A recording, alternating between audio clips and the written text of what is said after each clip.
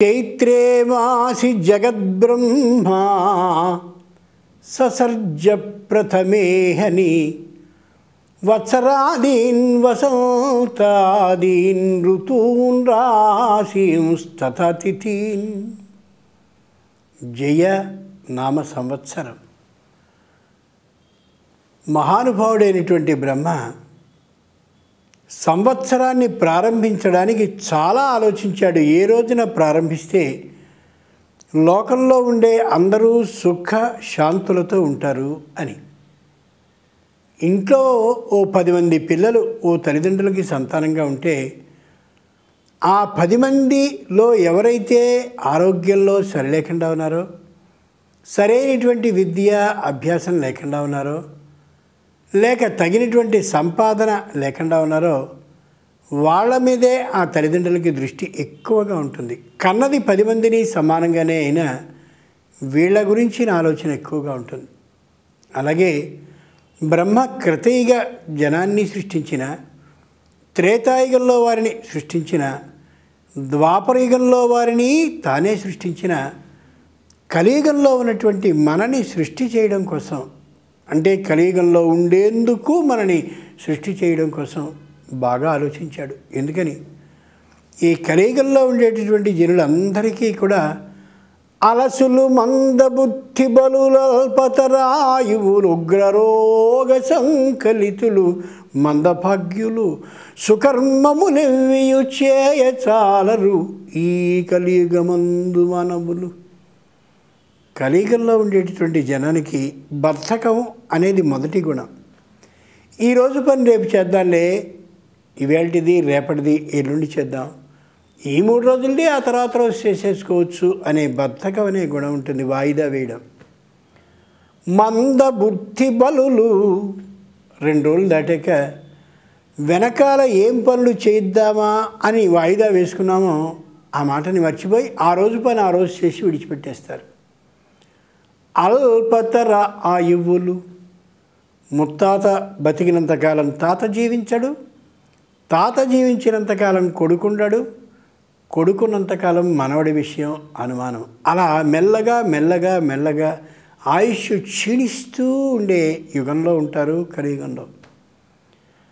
ఉగ్రరోగ సంకలితులు, ఈ బతికున్న తక్కువ కాలంలోనే ఉగ్రరోగ సంకలితులు, ఏ క్షణంలో అయినా చచ్చిపోవచ్చు అనే భయంకరమైన రోగాన్ని శరీరంలో పెట్టుకు తిరుగుతూ ఉంటారు.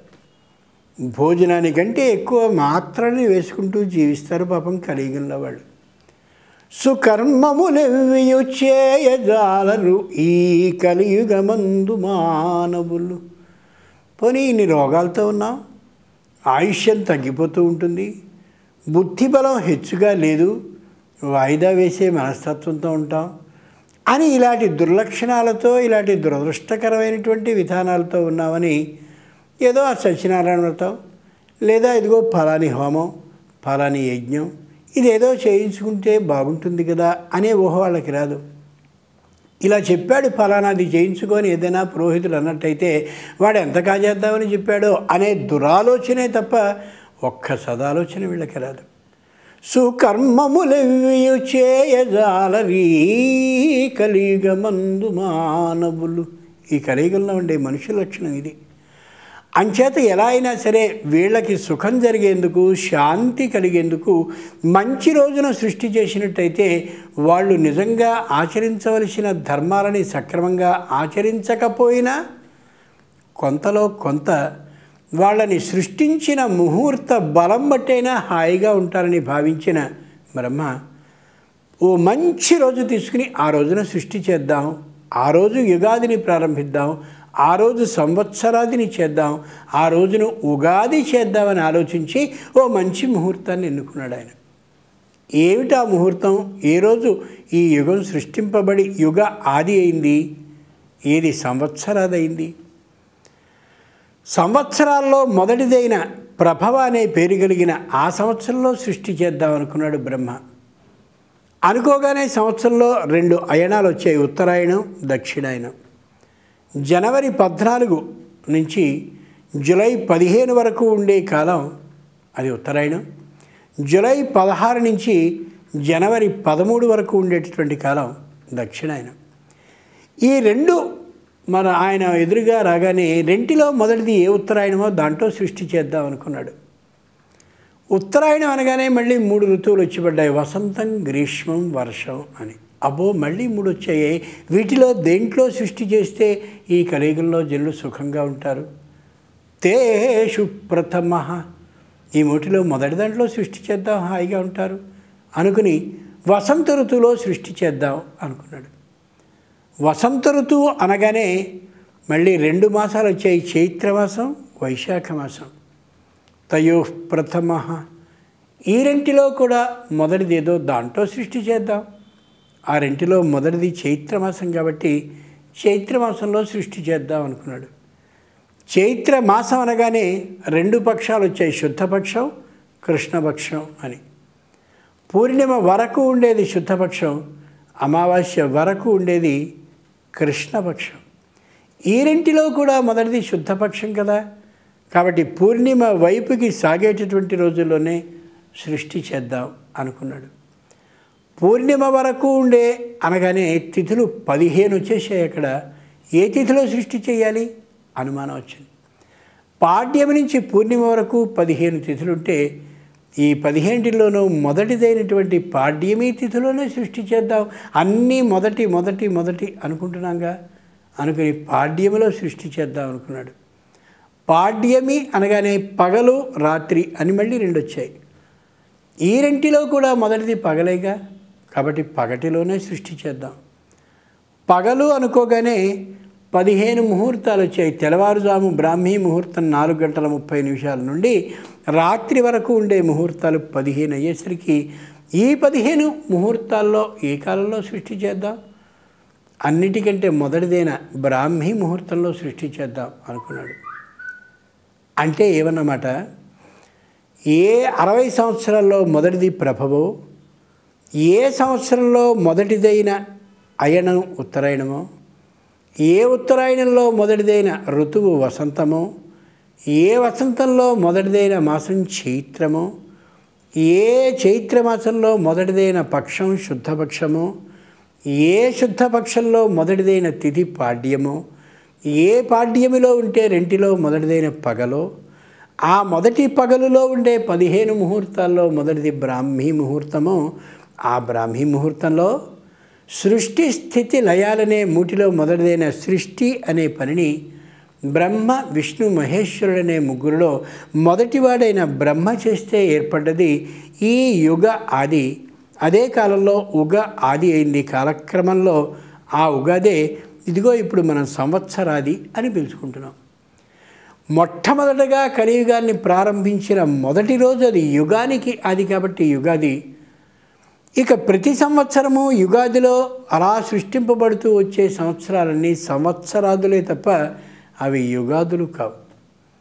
అటువంటి సంవత్సరాది యొక్క మొదటి తనాన్ని తెలియచేసే ఆ పద్ధతిని మర్చిపోకుండా ఉంచేందుకే మొట్టమొదటిసారిగా అలా చెరకు పంటగా వచ్చినటువంటి చెరకు గడని తీపిగా ఉండేదాన్ని తెచ్చి ఆ తీపిదనం కోసం చెరకు ముక్కని, మొదటిసారిగా చెట్టు నుంచి వచ్చినటువంటి చింతపండులోని ఆ గుంజుని తెచ్చి పులుపు పదార్థం కోసం ఆ చింతపండు పులుపుని, మొదటిసారిగా ఏ మిరియపు పంట వచ్చిందో ఆ మిరియపు కారపుతనం అదిగో అది ఉండేందుకోసమని మిరియాలని దంచి ఆ మిరియపు పొడిని, అలాగే మొదటిసారిగా వచ్చినటువంటి ఏ మామిడికాయ ఉందో ఆ మామిడికాయలో ఉండేటటువంటి ఒగరుతనాన్ని స్వయంగా కలిపేందుకు ఆ మామిడికాయ ముక్కని, మొదటిసారిగా పంట రూపంలో వచ్చినటువంటి ఉప్పు అదిగో ఆ లవణాన్ని, మొదటిసారిగా చెట్టు నుంచి వచ్చినటువంటి చేదు పంట అయినటువంటి వేపపూతని కలిపి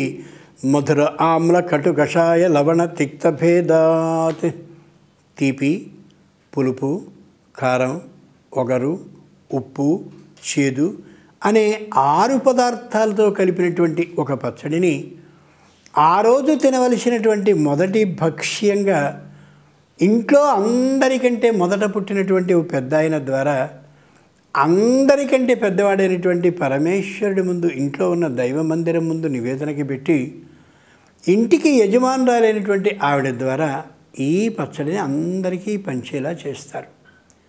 అంతటి మొదటితనం కలిగిన అమోఘమైన పండుగ ఉగాది పండుగ. అందుకే సంవత్సర చక్రంలో మొట్టమొదటి పండుగ ఉగాది. మరో విశేషం ఏమిటంటే ఈ ఉగాది నాడే వసంత నవరాత్ర ఉత్సవాలు అని అమ్మవారికి సంబంధించిన పూజ కూడా ప్రారంభమవుతుంది. అంచేత ఉగాది నుండి శ్రీరామనవమి ఏ 9 రోజుల దూరంలో ఉంటుందో, ఈ ఉగాది నుండి శ్రీరామనవమి వరకు ఉండేటటువంటి 9 రోజుల్లో లలితా సహస్రనామాలని మొత్తం ఈ 9 రోజుల మీద కలిపి 108 మార్లు అయ్యేలా ఏ నామానికి ఆ నామాన్ని జాగ్రత్తగా విరిచి విరిచి చదువుతూ అమ్మ యొక్క అనుగ్రహాన్ని పొందేందుకు ప్రయత్నిస్తే నిశ్చయంగా అనుకున్న పనులన్నీ సాధింపబడతాయి. అలా కలిపేసేసి తప్పులు చదువుతూ ఉండడం కాకుండా ఏ నామానికి ఆ నామం జాగ్రత్తగా అలా విరిచి విరిచి అర్థం అయ్యేలా చేసుకుంటూ చదివితే అమ్మ అనుగ్రహానికి పాత్రలు కావచ్చు. మరో సంప్రదాయం ఏమిటంటే ఆ ఉగాది రోజున ప్రారంభించి ఏ ఆంజనేయ స్వామి సంపూర్ణంగా రాముణ్ణి అలా హృదయంలో నిలుపుకున్నటువంటి రామభక్తుడో ఆ ఆంజనేయుడు ప్రధానంగా ఉండే సుందరకాండ గ్రంథాన్ని శ్రీరామ నవమి వరకు పారాయణం చేయడం అనేది రెండవ సంప్రదాయం. ఉగాది నుండి ఇదిగో ఈ శ్రీరామనవమి వరకు. ఇటువంటి ఉగాది రోజున ప్రపేయం సర్వసామాన్య భూతేభ్యోపి విధీయతే, చక్కనైనటువంటి చలువ మందిరాన్ని మరణించినటువంటి తల్లి లేదా తండ్రి లేదా తల్లిదండ్రుల పేరిట ఏర్పాటు చేయవచ్చు.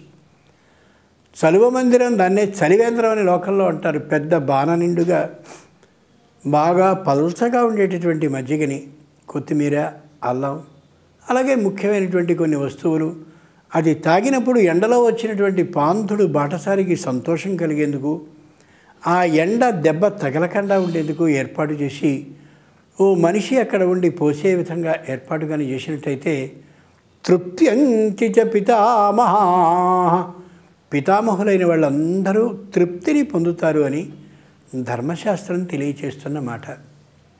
ఇక ఈ ఉగాది నాడు ఏ గో సంపద అయితే ఉందో, గో అంటే ఆవు, గో అంటే ఎద్దు కూడా ఉంది కాబట్టి అర్థం, ఆ గో సంపదకి చక్కనైనటువంటి గ్రాసం అంటే మేతని పెట్టినట్టయితే ఏ దేవతలందరూ కూడా గోవులో ఉంటారో వాళ్ళందరూ ఆనందపడతారు.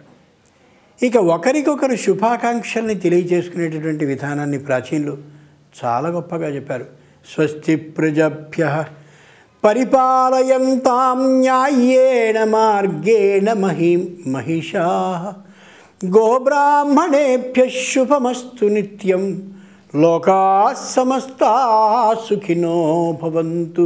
స్వస్తి ప్రజాభ్యః, ప్రజ అంటే ప్రజలు, మనమని కాదు అర్థం. ప్రజ, లోకంలో పుట్టిన 84 లక్షల జీవరాశులు కూడా ప్రజలే. జ అంటే పుట్టినవాళ్ళు, ప్రజ అంటే చక్కగా సరైనటువంటి తల్లిదండ్రుల యందు కన్నడం అంటే సంతానం అని అర్థం. అంటే క్రమ సంతానం, అక్రమ సంతానం కాదని అర్థం. అటువంటి ప్రజలందరూ 84 లక్షల జీవరాశులు సుఖంగా ఉండుగాక. గో బ్రాహ్మణేభ్య శుభమస్తు నిత్యం, ఏ గోవు ద్వారా అమోఘమైనటువంటి పాడి లభిస్తుందో, ఏ బ్రాహ్మణుల ద్వారా వచ్చినటువంటి పంట హోమంగా అలాగే యజ్ఞంగా నిర్వహింపబడుతూ పరమేశ్వరుడికి కృతజ్ఞత రూపంగా సమర్పించబడుతోందో ఈ గోవులు, ఆ బ్రాహ్మణులు, ఈ ఇరువురికి కూడా సుఖం కలుగుగాక.